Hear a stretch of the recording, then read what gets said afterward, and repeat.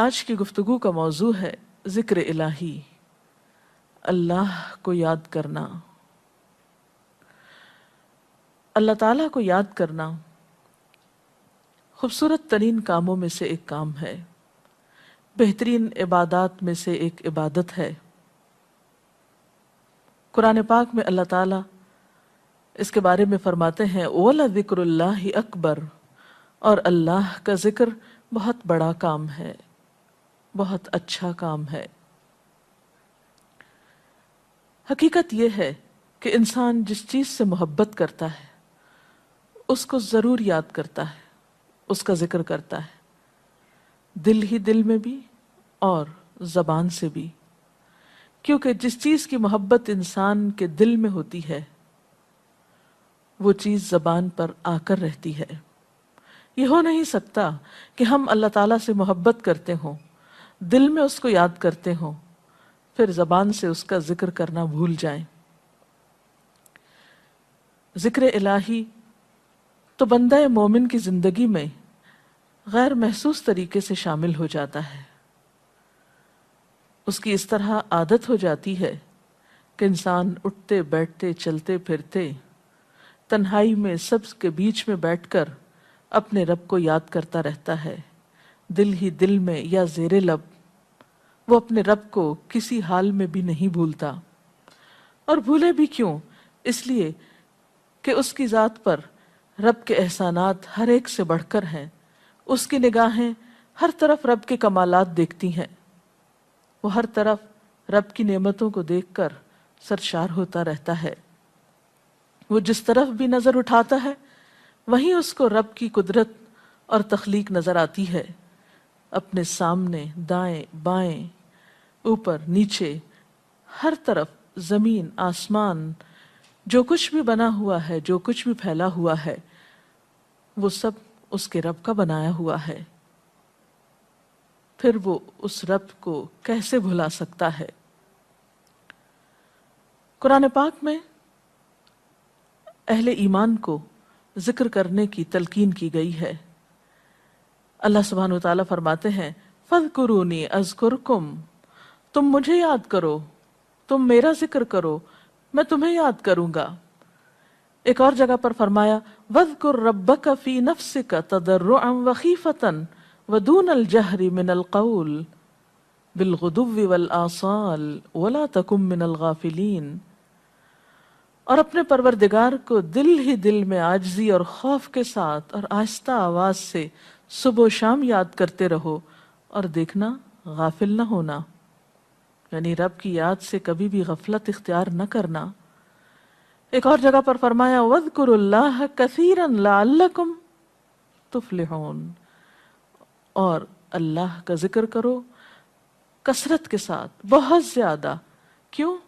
لعلکم تفلحون، تاکہ تم فلاح پاؤ، کامیاب ہو جاؤ۔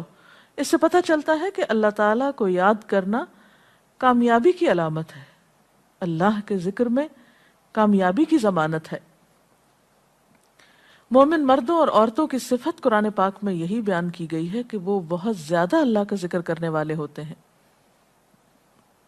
سورۃ الاحزاب میں آتا ہے وَالذَّاكِرِينَ اللَّهَ كَثِيرًا وَالذَّاكِرَاتِ، اور اللہ کا ذکر کرنے والے مرد اور اللہ کا ذکر کرنے والی عورتیں جو کثرت سے اللہ کا ذکر کرتی ہیں۔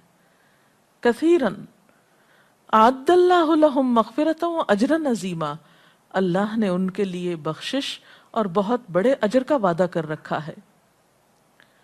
اور پھر یہ کہ ذکر کرنے کے لیے کوئی خاص وقت مقرر نہیں، انسان ہر حال میں ذکر کر سکتا ہے، ہر وقت میں ذکر کر سکتا ہے۔ نبی صلی اللہ علیہ وسلم کے بارے میں آتا ہے کان یذکر اللہ فی کل احیانہ، آپ ہر وقت میں، یعنی ہر قسم کے وقت میں، یعنی دن میں یا رات میں، صبح میں یا شام میں اللہ کا ذکر کیا کرتے تھے۔ حدیث پاک میں آتا ہے، حضرت ابو موسیٰ اشعری سے روایت ہے مثل الذی یذکر ربہ والذی لا یذکرہ مثل الحی والمیت، رواہ البخاری۔ آپ صلی اللہ علیہ وسلم نے فرمایا اس شخص کی مثال جو اپنے رب کا ذکر کرتا ہے زندہ انسان کی طرح ہے، اور اس کی مثال جو اپنے رب کا ذکر نہیں کرتا مردہ شخص کی طرح ہے۔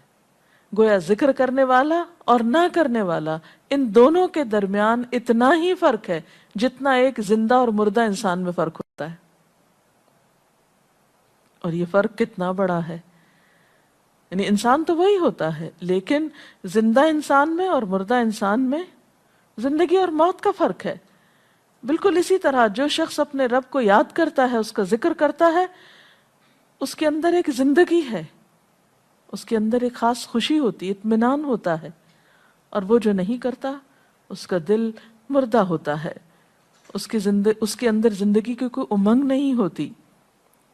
ایک اور حدیث میں آتا ہے، نبی صلی اللہ علیہ وسلم نے فرمایا، اللہ تعالیٰ فرماتا ہے میں اپنے بندے کے خیال کے مطابق ہوتا ہوں یا خیال کے ساتھ ہوتا ہوں.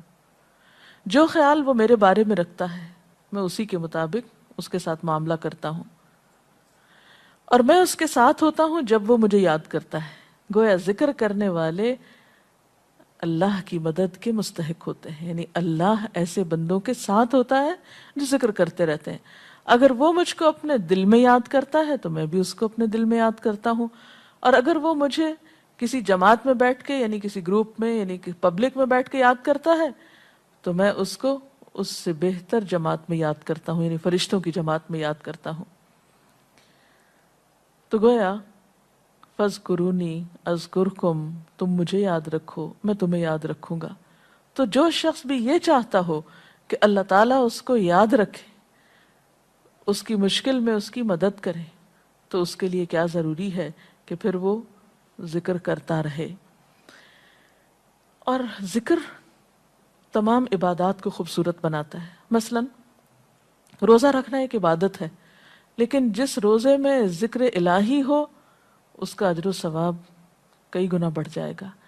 حج ایک عبادت ہے بذات خود، حج کا سفر ایک عبادت ہے، لیکن اس سفر میں انسان اگر ذکر الہی کرتا رہے تو اسی حج کا ثواب کئی گنا بڑھ جائے گا.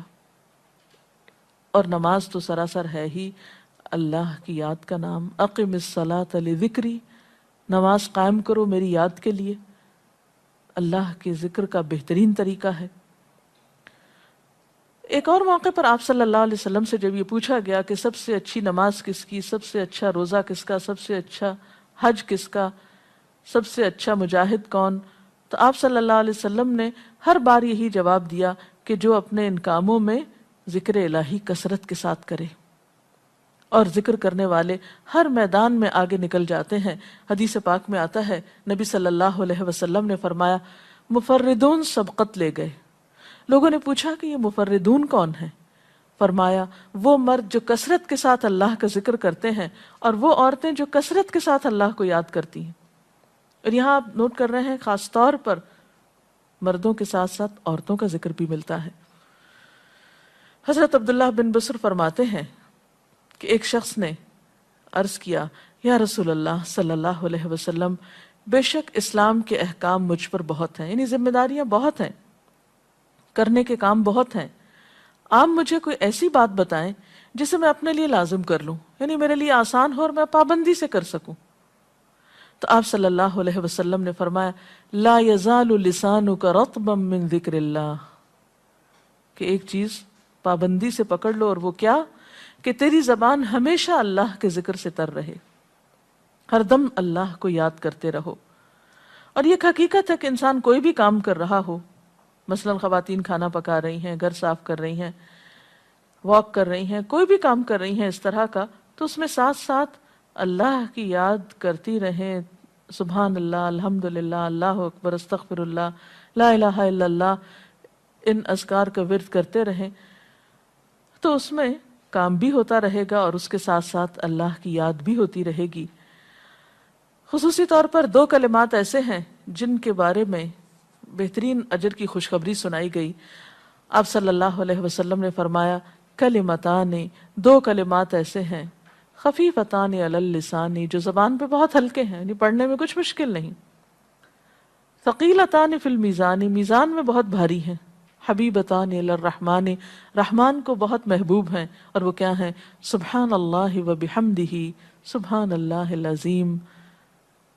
چلتے پھرتے، اٹھتے بیٹھتے، کام کاج کرتے تسبیح پڑھتے رہنا، ذکر کرتے رہنا، انسان کے دل کو جہاں اطمینان بخشتا ہے وہاں اس کے کام کو آسان بھی کر دیتا ہے اور اللہ کی مدد بھی ساتھ ہوتی ہے۔ اور قرآن پاک میں ایسے لوگوں کے لیے خوشخبری ہے، الا بذکر اللہ تطمئن القلوب، سنو اللہ کے ذکر سے دلوں کو اطمینان ہوتا ہے۔ اور ویسے بھی میزان میں بہت بھاری نیکی ہے۔ ایک حدیث میں آتا ہے کہ رسول اللہ صلی اللہ علیہ وسلم نے لوگوں سے پوچھا، کیا میں تمہیں نہ بتاؤں کہ تمہارے اعمال میں سب سے اچھا عمل، سب سے پاکیزہ اور تمہارے درجات کو سب سے زیادہ بڑھانے والا، اور جو تمہارے لیے سونے چاندی کے خرچ کرنے سے زیادہ بہتر ہو، اور اس سے بھی بہتر ہو کہ تم اپنے دشمنوں سے ملو، ان کی گردنیں تم مارو اور وہ تمہاری گردنیں مارے، تو کیا ایسا عمل نہ تمہیں بتاؤں؟ صحابہ نے عرض کیا، ضرور یا رسول اللہ صلی اللہ علیہ وسلم، ہمیں ایسا عمل بتائیے۔ تو آپ نے فرمایا وہ اللہ کا ذکر ہے، یعنی تمام اعمال میں وہ سبقت لے جاتا ہے۔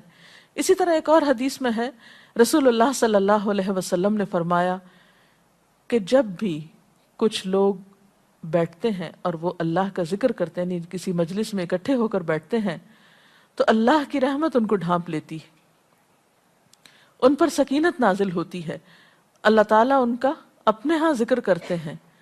گویا اکیلے بھی ذکر کیا جا سکتا ہے اور کسی مجلس میں اکٹھے بیٹھ کر بھی۔ پھر اسی طرح صبح و شام بھی، جیسا کہ قرآن پاک میں آتا ہے، وَسَبِّحْ بِحَمْدِ رَبِّكَ قَبْلَ طُلُوعِ الشَّمْسِ وَقَبْلَ غُرُوبِهَا، اپنے رب کی تسبیح بیان کرو سورج نکلنے سے پہلے اور اس کے غروب ہونے سے پہلے۔ ایک اور جگہ پر آتا ہے وَسَبِّحْ بِحَمْدِ رَبِّكَ بِالْعَشِيِّ وَالْإِبْكَارِ، اپنے رب کی حمد و ثنا بیان کرو عشی کے وقت یعنی عصر کے وقت، والابکار اور صبح کے وقت۔ عشی کا لفظ جو ہے یہ زوال شمس سے غروب شمس کے درمیانی وقت کو کہتے ہیں۔ پھر اسی طرح انبیاء علیہ السلام کے بارے میں ہم دیکھتے ہیں، حضرت داؤد علیہ السلام بہت خوبصورت آواز سے، بہت خوبصورت انداز میں اللہ تعالیٰ کا ذکر کیا کرتے تھے۔ نبی صلی اللہ علیہ وسلم نے ایسے لوگوں کے بارے میں بہت خوشخبریاں دی ہیں، اور سب سے بڑی خوشخبری کیا ہے کہ خود اللہ تعالیٰ کا تقرب انسان کو حاصل ہوتا ہے، انسان کے گناہوں کا کفارہ ہوتا رہتا ہے، اور بعض اذکار جو بظاہر تو بہت معمولی نظر آتے ہیں لیکن ان کا اجر و ثواب اتنا ہے کہ انسان حیران ہوتا ہے کہ اتنے کم کلمات کے بدلے اتنا بڑا ثواب۔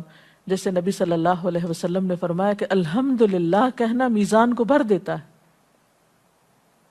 اب الحمدللہ دو لفظ ہیں، لیکن جو شخص دل سے اس کو ادا کرتا ہے تملا المیزان، میزان بھر جاتا ہے اس سے۔ سبحان اللہ، الحمدللہ کے کلمات آسمان اور زمین کے درمیان کو پر کر دیتے ہیں، یعنی اتنا اجر و ثواب ہے ان چھوٹے چھوٹے کلمات کا بھی، لیکن اکثر شیطان ہمیں ان سے غافل رکھتا ہے۔ تو ضرورت اس بات کی ہے کہ ہم کثرت کے ساتھ اللہ کو یاد کرنے والے ہوں، تاکہ ہمارے دین و دنیا کے کام سنور جائیں اور آخرت میں اللہ کے محبوب اور مقرب بندوں میں ہمارا شمار ہو۔ اگر اس سلسلے میں آپ کے ذہن میں کوئی سوال ہے تو آپ کر سکتے ہیں۔ جی آپ پوچھیں۔ محترم ڈاکٹر صاحبہ، ہمیں آپ بتائیں گے کہ مسنون اذکار کی طرف ہمیں رہنمائی فرمائیے۔ بہت سی کتابیں ایسے ہیں جس میں نبی صلی اللہ علیہ وسلم سے ہر موقع کی مناسبت سے اذکار مذکور ہیں۔ مثلا آپ دیکھیے کہ آپ صلی اللہ علیہ وسلم جب نیند سے بیدار ہوتے تھے تو اس وقت اللہ تعالیٰ کے ذکر سے دن کا آغاز کرتے تھے۔ صبح کے وقت الحمدللہ الذی احیانا بعدما اماتنا والیہ النشور۔ پھر اسی طرح بستر سے اٹھنے کے بعد انسان اپنے قضاء حاجت کے لیے اگر واش روم میں جاتا ہے تو اس وقت بیت الخلاء میں داخل ہونے کے وقت کا ذکر ہے۔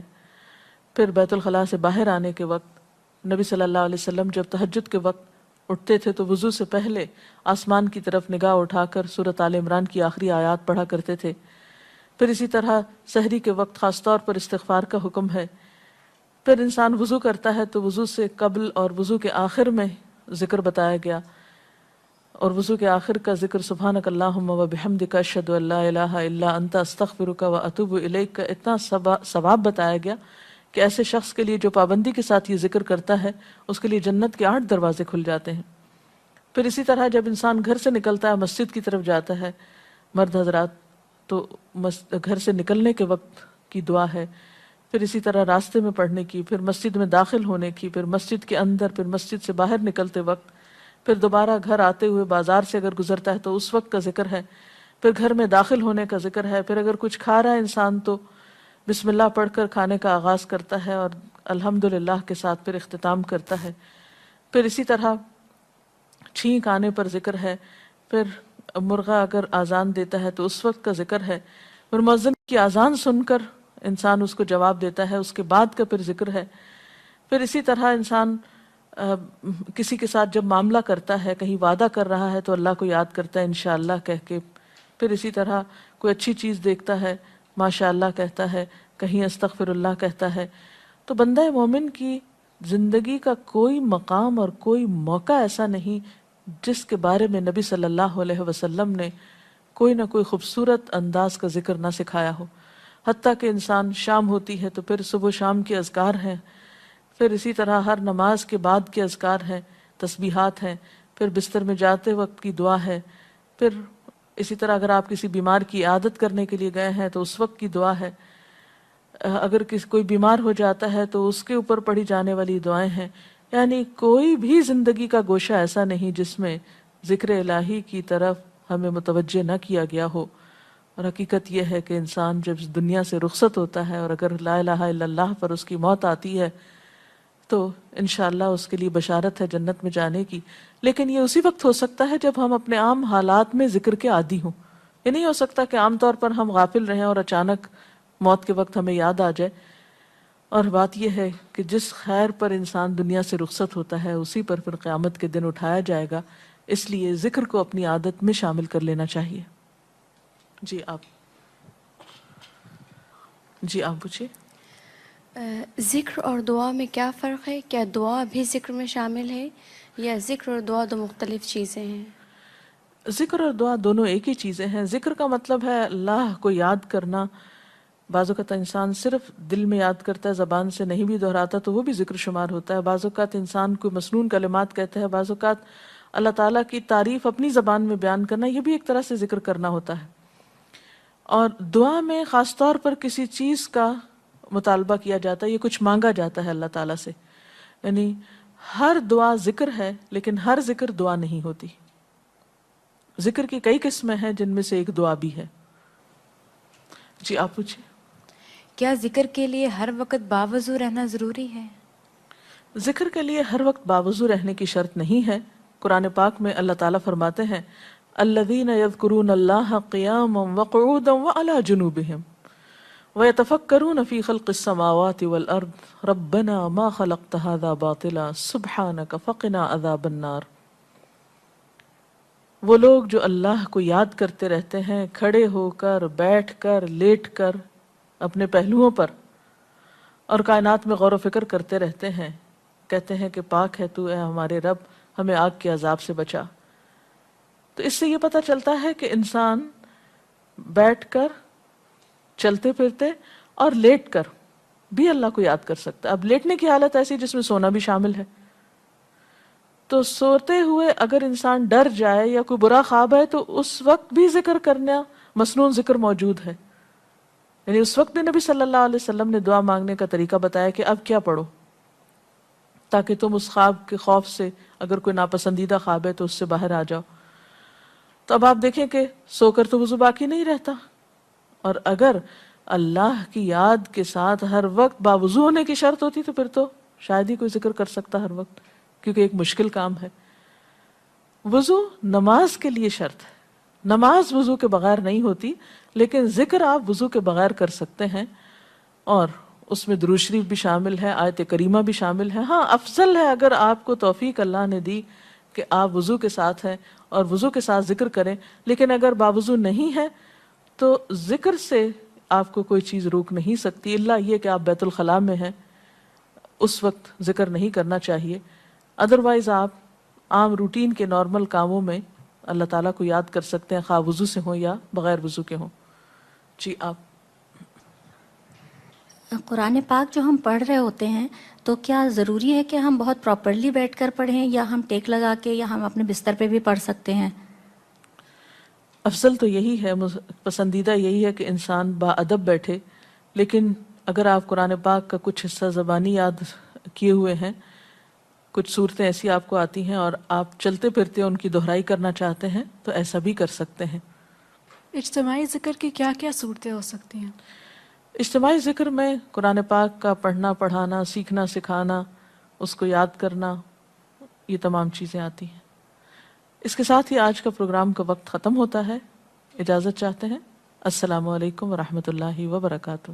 اللہ اکبر، اللہ اکبر، لا الہ الا اللہ، اللہ اکبر، اللہ اکبر وللہ الحمد۔